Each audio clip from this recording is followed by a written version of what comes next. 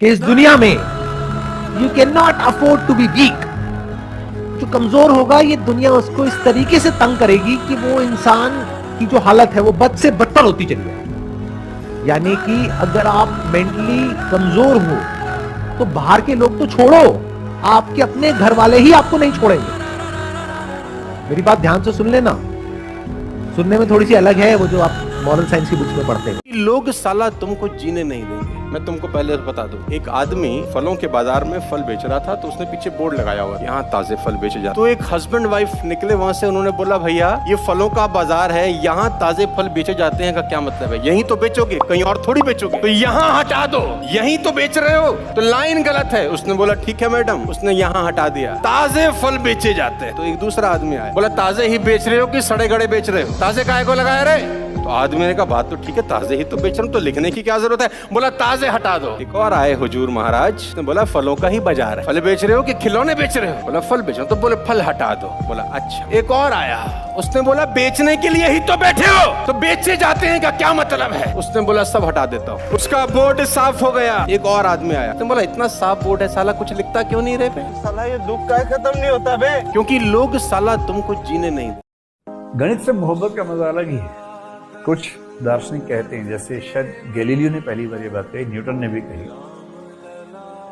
उन्होंने कहा कि अगर आप भगवान की भाषा समझना चाहते हैं तो मैथ्स पढ़ो। नहीं, हंसने की बात नहीं, बड़ी गहरी बात है।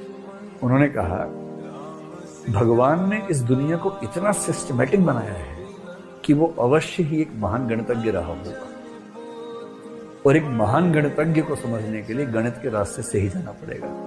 So mathematics is the language of God, and if you want to understand God, you have to understand mathematics. कुछ लोग ये बोलते हैं गणित ईश्वर की भाषा है, ऐसा बोलते हैं। अगर आपके पास तैयारी है तो आपको ना एक कॉन्फिडेंस आएगा। जब एग्जाम गेट पे रहेंगे ना तो मन करेगा तूर के घुस जाए गेटवा, नहीं समझा? बस वो कॉन्फिडेंस होना चाहिए। आप देखिएगा 4-5 क्वेश्चन एक्स्ट्रा में ना जो नहीं आने रहेगा ना, मारेंगे तो तुक्का भी सही लगेगा।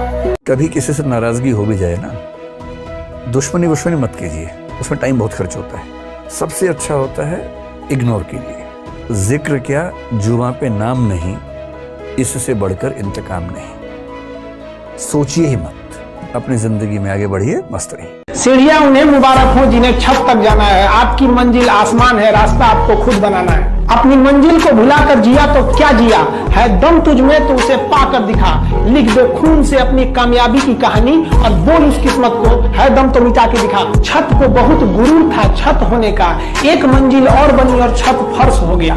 तूफान ज्यादा होती है तो कश्ती डूब जाती है, और घमंड ज्यादा हो जाती है तो हस्ती डूब जाती है। पतंग को पता होता है कि उसका अंत एक कचड़े में जाकर होगा, लेकिन उससे पहले उसे आसमान छूकर दिखाना होता है। पहाड़ों को चीरते हुए जब नदी निकलती है ना, तो कभी नहीं पूछती है कि समुद्र अभी कितना दूर है, और नदी में गिरने से तो कभी किसी की मौत नहीं होती। मरता तो वही है जिसे तैरना नहीं आता है। मेहनत बता देता है कि परिणाम कैसे मिलेगा, वरना परिणाम तो बताता ही है कि आपका मेहनत कैसा था। जो पानी से नहाएगा वो अपना लिबास बदलेगा, जो पसीने से नहाएगा एक दिन इतिहास बदलेगा।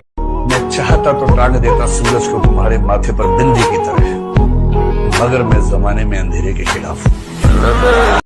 पढ़ने का उम्र है, पढ़ाई कर ले। प्यार मोहब्बत के लिए सलमान खान का उम्र भी बहुत है। किसी भी फिल्म में जो सबसे खतरनाक सीन होता है या खतरनाक रोल होता है, वो बेहतरीन एक्टर को दिया जाता है, सबसे खतरनाक। तो जीवन में अगर आपके साथ बहुत तकलीफ आ रही है, बहुत खतरनाक स्थिति में फंस गए हैं, तो समझिएगा कि आप बहुत खतरनाक हीरो हैं।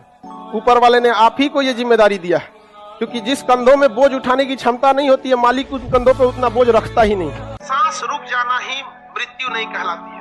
हर वो इंसान मरा हुआ है जो सच को सच और गलत को गलत नहीं कर सकता है। अगर आप नहीं कर सकते, आप भी मरे हुए हैं। कोई दिक्कत, गलत है तो गलत है। महफिल भी रोएगी।